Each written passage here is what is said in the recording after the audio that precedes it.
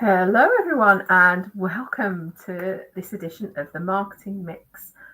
Gosh, September's been really busy, unexpectedly so, because lots of things have been going on. I've taken on a couple of new clients to help them with their email newsletters, and we got a dog. We adopted a dog, which was unexpected. If you've known me for a while, you will know that I've wanted a dog for a while. And we finally have one, and he is gorgeous. Let me just share a picture of him. Um, let's have a look, see if I can get a picture of him. There he is. So cute. His name's Bailey. There he is. Is he coming up? There he is. There's my Bailey Boo. He's 9 years old. He's a Staffy. We've had him for 4 weeks, roughly, not quite a full month yet. And yeah, he's just beautiful. He's keeps us busy. He's been keeping us busy, getting him settled in, but he is now. And I'm getting lots more exercise as a result because he's really helped to keep me fit. Well, I'm getting fitter. We're walking him 3 times a day, and sometimes I'm walking 5 miles a day. So that's pretty cool. So outside of Bailey, I've just been getting lots of things ready for the autumn. So today we are going to talk about warming up your audience with welcome emails. Now, it's something that I feel quite strongly about, because when you sign up for somebody's list, how do you feel when you're hit with a sales message straight away? It makes you feel a bit icky, doesn't it? It's just makes you feel a bit ugh when you get a sales message. Thank you, Louise. He is very cute. So having somebody join your email list, when they do that, you get one chance to make a good first impression. And sending a sales message straight away really ruins that chance for you to have that really good first impression, and for you to start building relationships with your subscribers, which is what you're doing with email marketing. Of course, you want to make money. I do too. We're not in business if we're not making money, if we're not being profitable. But the best way I've found in my experience to make money is to build relationships with people and get to know them. And that's what email marketing helps you do. And that's where welcome emails come in. Number one, they confirm somebody's subscription. So they've signed up and they get an email straight away saying, hey, welcome on board. We're glad you joined us. That's telling them, right, it was successful. I've put my details into that box and I've submitted them, and I've got something back that tells me I'm now on that list.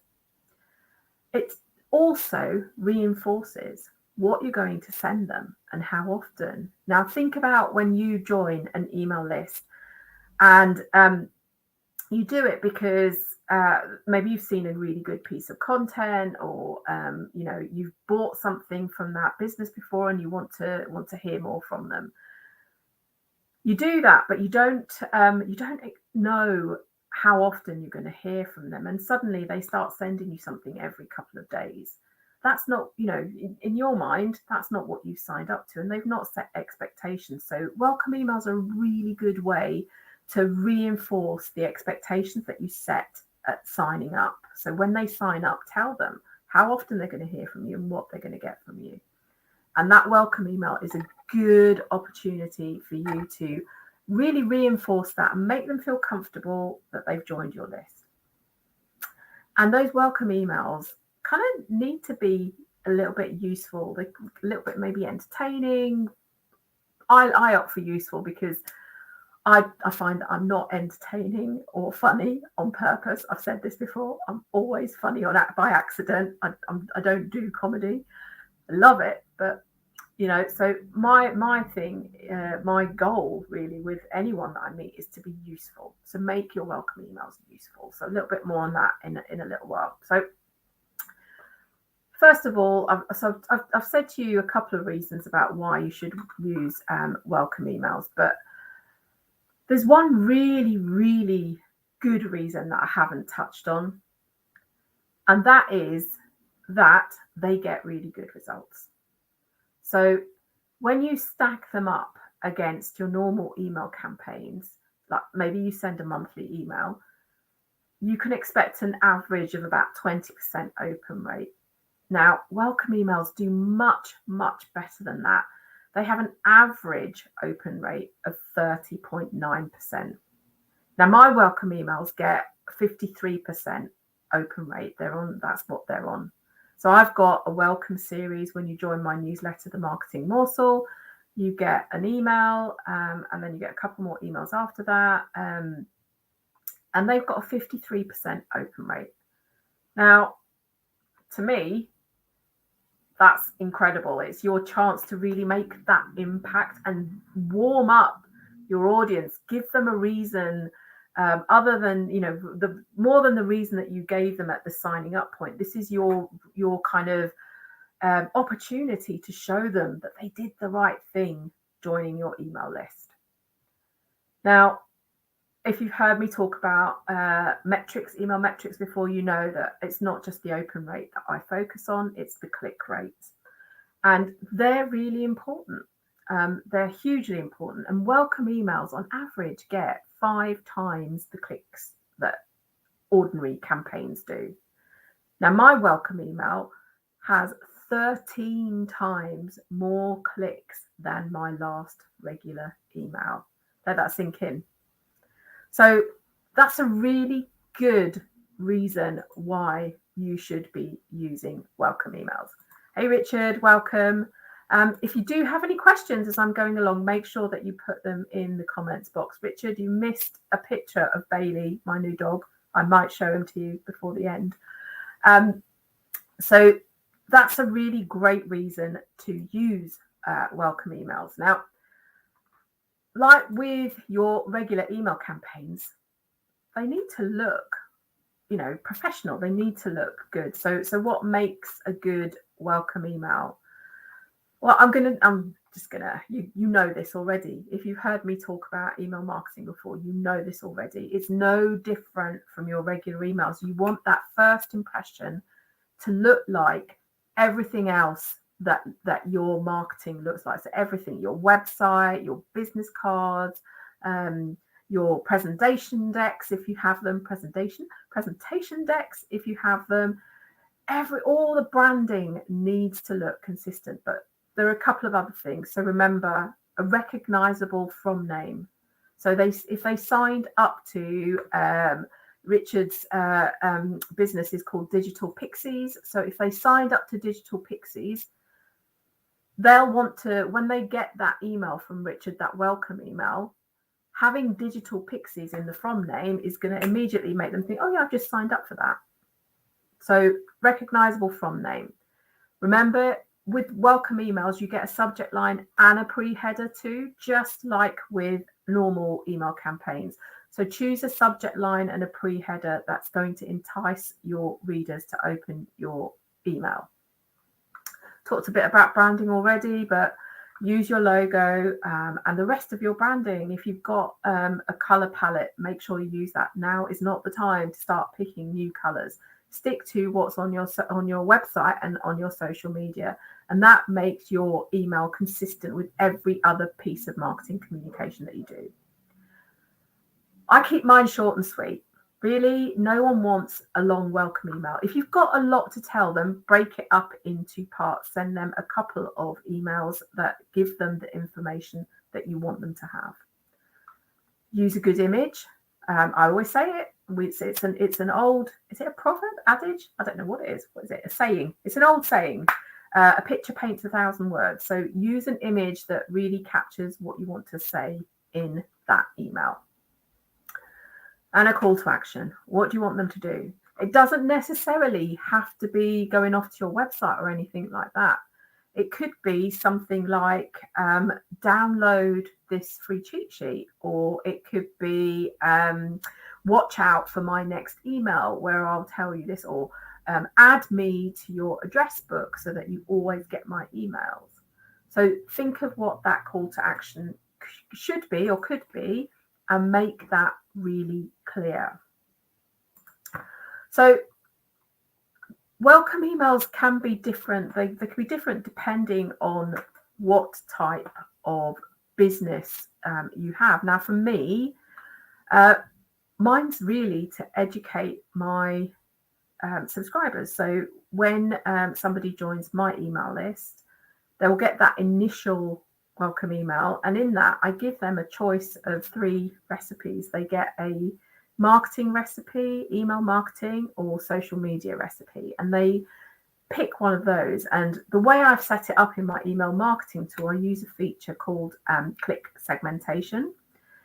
And what that does is when they click on a link or on the picture that I've given them for each of those recipes, what it does is it automatically adds them to another list that has a deeper welcome automation attached to it. So, for example, if you clicked on the email marketing recipe, you would get added to that list.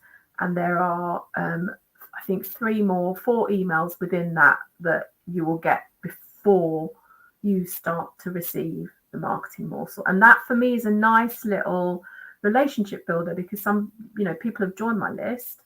Immediately they get something of value from me. I'm not asking them to do anything, not asking for anything at all. They get a choice of things, 3 things, and whichever one they pick. And some people click on all 3 things. So they get lots of emails from me in the beginning, but all those subsequent emails are packed with value. I'm not asking them to do anything. And the last email in that series talks about my Facebook group. And again, the only thing I'm asking them to do there is to join it if they want, but that's where they get additional content, where they can talk to me directly. There are people in the group who message me on Facebook, and I always get back to them, maybe not in the evenings, but I always get back to them. You have that direct access to me. So that's one thing that you can, one way that you can use welcome emails, a way to educate your readers. And realistically, when you're running a business, your own business, you're hungry for knowledge. So think about your subscribers. They may want to know things that will help them, regardless of whether they're other businesses or consumers, right? So maybe think about what's the question that you get asked most by your target audience, and turn that into part of your welcome email. Help new subscribers with whatever the resources are that will help them address that challenge. You decide on the format. Your welcome series. It could be, I know one of my coaching clients didn't want to write written emails because he is dyslexic, but his emails now, he does videos. So he'll send out a newsletter, and there'll be a bit of an introduction, but people will click to watch a video, and that's how they consume his newsletter, right? So you decide on the content and the format. The next type of welcome email is getting to know each other, right? That's something that helps people be comfortable with one another. And, think of it when you go networking. You don't start selling to people in the room straight away. Some people do, some people try. It never works, in my opinion. But what you're doing is trying to make a connection, trying to get to know more about somebody, maybe find something in common. So a welcome series is just a perfect way for you to share your story with your subscribers. Why did you start your business? What made you, think of the idea that you thought? What drives you to serve your customers? Maybe even a fun fact that you're happy to share. My fun fact, which I don't remember this happening, I only found out in the last couple of years because my dad casually threw it in at a family dinner. But apparently, not long after I learned how to drive, I didn't have a car. I used to borrow my dad's car because we lived in central London and there was no need for me to have a car of my own. But I've not long since learned to drive, and I pranged Bruno Tognoli's car. So that's my fun fact. I don't remember it, but there you go. Richard, am I correct in thinking that I should only include one call to action per email? I would recommend that, because when you give people choices, too many choices, they tend not to make any choice. And when you give them one thing to do, then that means that it's really obvious what you want them to do, and you're not asking them to make a decision on what they should do with that email. You're saying, do this one thing, and that's what they'll do. And for me, typically, like especially in lockdown, actually, in that first lockdown, because so many people were so worried about their businesses, I decided that for a while I would put more than one thing in my emails. And I sort of, the first time I did it, I cleared it with my readers, but the click rate did drop. So then I went back to doing one thing per email, which gets me better results. So I would recommend having one call to action. If you're a consumer business, discounts or offers work. They just do. I know I've joined where I've been browsing a website thinking about buying something, and a thing's popped up saying, oh, you get 10% off if you join our email list. The last time I did that was when I bought my Birkenstocks. And I did that, and I was like, actually, do you know what? I'd like the 10% off, but I'm actually interested in their future products. But then their emails were just too much. There were too many. So I unsubscribed. But you know what better way to nudge your potential customers to buy is that discount or offer. You're not directly selling anything. You just say that when you're ready, here's a 10% off voucher that you can use, and it's valid until the end of the year, or not, you don't even have to put a use by date on it. And it doesn't have to be money off one purchase, right? You can offer money off a second product they buy, or you could offer free postage and packaging if they spend over a certain amount. It doesn't have to always be money off one thing. And if you sell to other businesses, it could be a complimentary consultation, maybe 30 minutes of your time. You get to know them and their challenges, and you build a rapport that will eventually lead to business. And I know for me, at the point where people decide they want to become a client is when they've experienced me, not through an email, not through social media, not through blogging. They've experienced me doing this, the talking, and they've had some kind of one-on-one with me, either like this.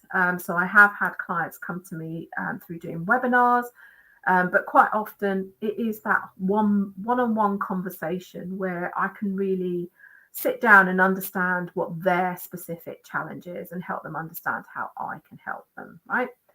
But the point is, it's nice to get something you weren't expecting, and it doesn't have to cost you a lot of money, okay? So you don't think you're giving away loads of money. The next thing is a simple thank you, right? Who doesn't like to be appreciated? So someone's gone to the trouble of giving you their email address, and they're doing that so you can keep in touch with them. Of course, they want to hear new stuff and whatnot, but they know that that's an advantage for you. And a simple thank you goes a long way. It helps people know that you're genuinely happy that they're on your list, and it's memorable. So think about the last time someone gave you a sincere thank you. You know, it just does bring out the warm and fuzzies. It really does. So if you're struggling to think about what to put in your welcome email, start off with a simple thank you. You can use welcome emails to find out a bit more about your subscribers. So kind of this is one-on from a getting to know each other, but you're really quizzing them and not in a kind of intrusive way. So maybe you can create a fun quiz to break the ice. It might be centered around your business or industry. So maybe, you know, I'll come back to Richard again with Digital Pixies. He does lots of different templates and stuff to keep you organized. But his quiz might help him understand what type of stationery people prefer. So he'll create some questions and that'll lead them to, if you said this, this, and this, you know, you're a paperclip lover or something like that. Or if you're a yoga teacher, you can always devise a quiz that tells people the type of yoga practice that suits them. And that approach gives you both information, right? The subscriber goes away having found out something about them, but you have some information about your subscribers, and that information actually is power for you because you can start making your newsletters even more relevant to those people. And the last type of welcome email that I'm going to talk to you about today is showcasing your products. I'm really bad at doing this. I'm really, really bad. Your products or your services, right? Your subscribers have come to you from a variety of sources and they may not know everything that you offer. So tell them maybe what your best sellers are. Give them a chance to see things like reviews from other customers. You know, help them understand your full offering, because it may be that they came to you for one specific thing. So, you know, lots of people come to me for the coaching, but one of my current clients actually approached me and said, I'm not sure you do this and I can't find it anywhere on your website, but do you think you could do my newsletter for me? I was like, absolutely. And what a big miss by me not having that on my website. And so you bet your bottom dollar it's on there now. But you know, having people understand what it is that you offer is a really great way for them to really see what else might be suitable for them. And whilst it might seem like you're pushing your products, done well, it will come across more as a, did you know this? You know, we do these things too. And it's not going to seem pushy. Thank you, Richard. Great way to get ideas for the future. Absolutely. I'm all about asking my target audience about stuff because they know they've got their challenges and they know what they are. And it helps me uncover so much in terms of understanding how I can better serve them. So, right. So have I shown you, do you understand how you can use welcome emails to warm up your audience? If I have, type yes in the comments and I'm going to have a drink while you do that.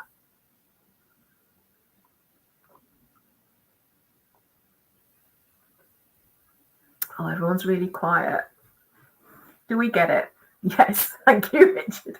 Saved me from talking to myself.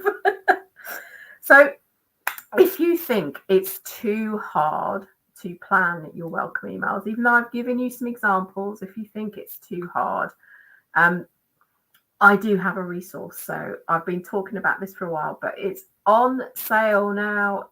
My new email marketing planner is here, and in the new planner, I have a whole worksheet to help you plan your welcome email series. So that sequence, brilliant. Thank you, Louise. Louise says it's very helpful.